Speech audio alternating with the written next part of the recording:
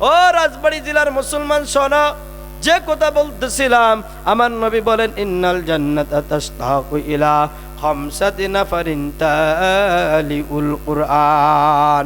আরে নবীর উম্মতের দল, আরে নবীর আশিকের দল, শোনো, আল্লাহর জান্নাত 5 শ্রেণীর লোকের জন্য অপেক্ষা করে। 5টা শ্রেণী আমাদের জানার দরকার। আজকে এই 5টা বিষয় যদি আমি আলোচনা করতে যাই, কম থেকে 4 থেকে 5 ঘন্টা সময় লাগবে। আমি মাত্র কয়েক 2টা বিষয়ের উপর আপনাদেরকে আলোচনা করব। বাবারে, এই 2টা বিষয়ের উপর আলোচনা করব।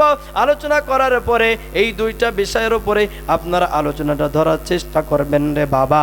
1 নম্বরে বলেছিলাম ইন্নাল জান্নাতা তাশতাকু ইলা খামসাতি নাফারিন তালিউল কুরআন। 1 নম্বরে হইল কোরআন তেলাওয়াতকারীর জন্য আল্লাহর জান্নাত অপেক্ষা করতে থাকবে। 2 নম্বরে হইল ওয়া হাফিজুল লিসান, জিহ্বা হেফাজতকারীর জন্য আল্লাহর জান্নাত অপেক্ষা করবে। অমুতমিউল জিয়ান অমুকসিউল উরিয়ান, যারা বস্ত্রহীনকে বস্ত্র দান করবে, যারা ক্ষুধার্তদেরকে খানা খাওয়াবে, তাদের জন্য আল্লাহর জান্নাত অপেক্ষা করবে। 5 নম্বরে বাবাজি, ও মুসলমান ইমানদার, 5 নম্বরে আমার নবী বলেন ওমান সাল্লা আলা হাবিবির রহমান, আমার যে উম্মত আমার উপর বেশি বেশি বেশি বেশি দুরূদ পড়তে পারবে, বেশি বেশি দুরূদ পড়তে পারবে, আল্লাহর জান্নাত তার জন্য অপেক্ষা করতে থাকবে। জোরে জোরে বলা যাবে কি সুবহানাল্লাহ। 5 নম্বর হইল ওমান সাল্লা আলা হাবিবির রহমান, নবীর উপর যারা বেশি বেশি দুরূদ পড়তে পারবে, আল্লাহর জান্নাত তার জন্য অপেক্ষা করতে থাকবে। বাবাজি, তাহলে এত বুঝালাম বাবা, নবীর মহব্বত নাও, নবীর মহব্বত অন্তরের মধ্যে ঢুকাও, দিলের মধ্যে ঢুকায়া ঢুকায়া দুরূদ পড়ো। আমার নবী আর এক হাদিসও বলেছেন, ক্বালা রাসূলুল্লাহ সাল্লাল্লাহু আলাইহি ওয়াসাল্লাম মান সাল্লা আলাইয়া ওয়াহিদাতান সাল্লাল্লাহু আলাইহি আশারা, আমার যে উম্মত আমার মহব্বত আর আমার প্রেম ভালোবাসা নিয়া একবার দুরূদ পড়তে পারবে, আল্লাহর রহমত 10টা নাজিল হবে, আল্লাহর রহমত 10টা নাজিল হবে, 10টা নেকি আল্লাহ তাআলা দান করবে, 10টা গুনাহ আল্লাহ তাআলা ক্ষমা করবে। তাহলে বাবা কেন দুরূদ পড়বা না? এই দুরূদের উপরে একটা আমল করবা।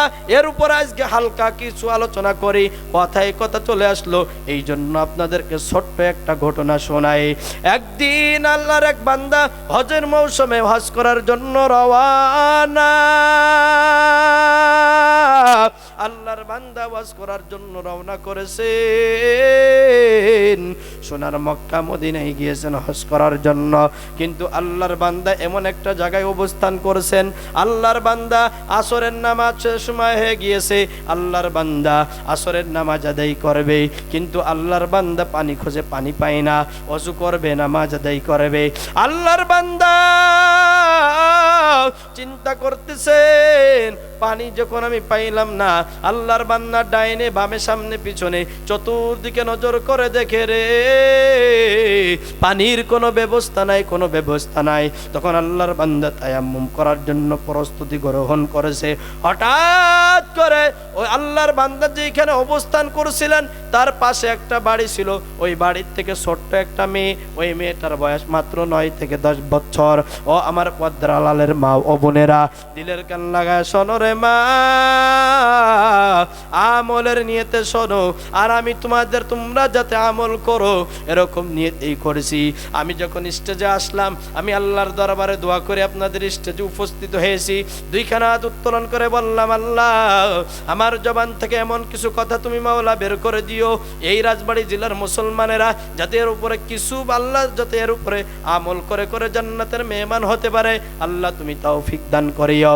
আল্লাহর কাছে নিয়ে আলোচনা শুরু করেছি, জানি না এই আলোচনারে কার হিদায়াত আসবে আর কার হিদায়াত আসবে না, কার চোখে পানি আসবে কার চোখে পানি আসবে না। ও আমার পদ্মার মা বোনেরা শোনো, আমি শামসুল আকবার আলী বানায়া বানায়া বলার জন্য আসি নাই। এই আল্লাহর বান্দা যখন পানি পাই না, ওই পাশে একটা বাড়ি ছিল, বাড়ির থেকে 9 থেকে 10 বছরের একটা মেয়ে বের হয়ে আসলো। 9 থেকে 10 বছরের মেয়েটা বের হয়ে এসে বলল, ও আল্লাহর বান্দা, আমার কাছে মনে হইতেছে আপনি বরং পানি খুঁজতেছেন, অজু করবেন। আপনার সোরাত দেখে, আপনার লেবাস দেখে, আপনার চলাফেরা দেখে আমার কাছে মনে হয় আপনি আসরের নামাজ আদায় করবেন, এই জন্য আপনি পানি খুঁজতেছেন। আপনার মনে হয় একটু পানির ব্যবস্থা করে দিলে ভালো হয়। বলে, জি আম্মা জান, একটু পানির ব্যবস্থা করে দিলে ভালো হয়। এই কথা বলার পরে, ও রাজবাড়ী জেলার মুসলমান শোনো, ও আমার যুবক ভাই শোনো, ও আমার মা ও বোনেরা শোনো, কেন আমল করবা না?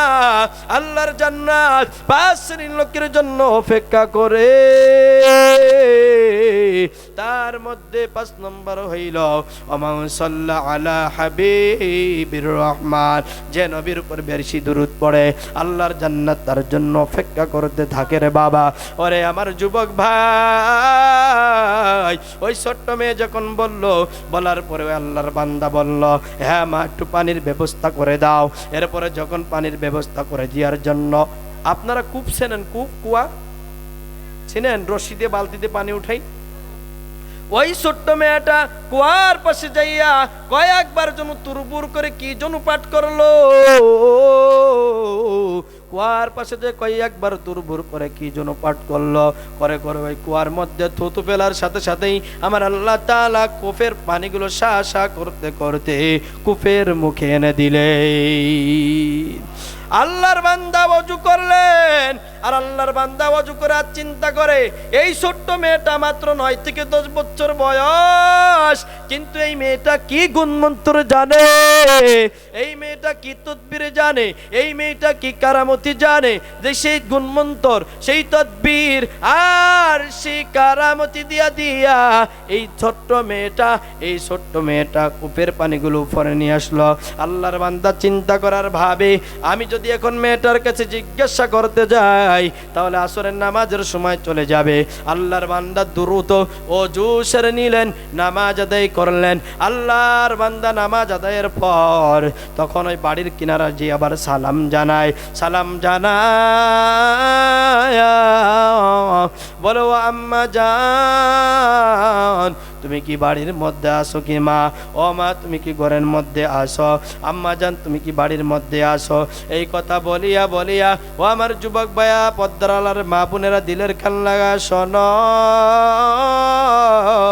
এই কথা বলিয়া যখন বললো, এই মেয়েটা ঘর থেকে বের হয়ে আসলো, সালামের উত্তর নিল, ডাক দিয়ে বললো, ও আল্লাহর বান্দা, আপনি কি আমার কাছে কিছু জিজ্ঞাসা করতে চান?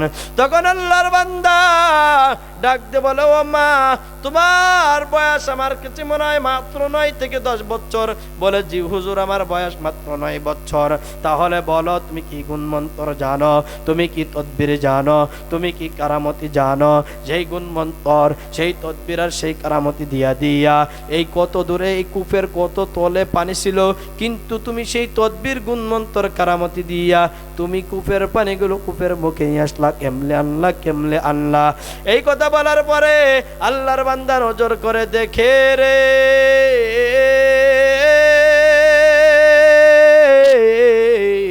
ওই ছোট্ট মেয়েটার চোখের মধ্যে পানি, ওই মেয়েটার চোখ দিয়ে top top top top top top করে জমিনে পানি পড়ি।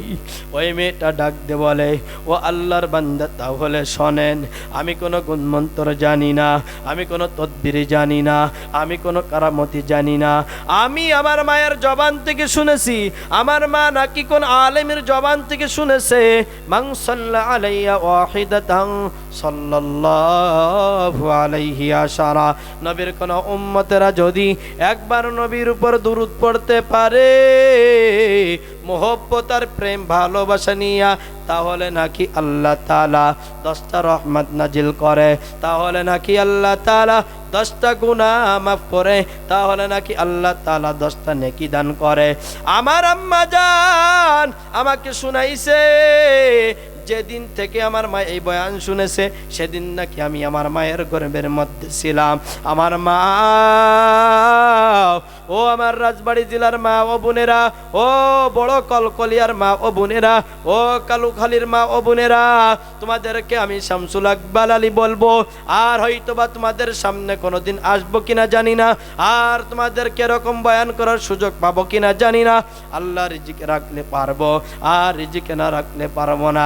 শেষ আলোচনা মনে করে করি, তোমরাও জীবনের শেষ বয়ান মনে করে একটু শোনো, একটু পরিবর্তন হওয়ার চেষ্টা করো। ও বাবাজিরা, কেমন আমল ধরতে পারবেন না। এই কথা বলার পর ওই ছোট্ট মেয়েটা ডেকে ডেকে বলতে লাগে, ও আল্লাহর বান্দা, আমি কোনো গুণমন্ত্র জানি না, আমি কোনো তদবির জানি না, কারামতি জানি না।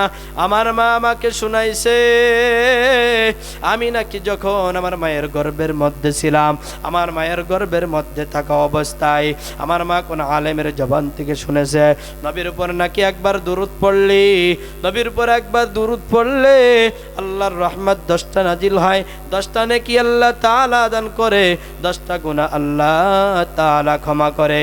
এই সেদিন থেকে আমার মা নাকি আমাকে গর্ভের মধ্যে রাখিয়া রাখিয়া আমার মা সেই দিন থেকে তখন ওই দুরূদের আমল শুরু করেছে। আমার মা মাওলা পাকের জিকির শুরু করেছে। আমার মার দেখা দেখি আমার বাবা মাওলা পাকের জিকির করে, না হয় আমার নবীর উপর দুরূদ পড়ে,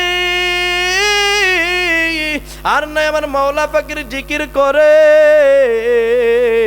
আমি যেই দিন থেকে দুনিয়ার মধ্যে আসার পরে, যেই দিন থেকে আমি কথা শিখেছি, সেই দিন থেকে আমার মা আমাকে শিখাইছে, ও আম্মা তুমি বলো লা ইলাহা ইল্লাল্লাহ। আল্লাহর নাম শিখাইছে, নবীর নাম শিখাইছে, আমার মা আমাকে দুরূদ শিখাইছে, আর ওই তাসির আমার মধ্যে পড়িয়া গিয়েছে।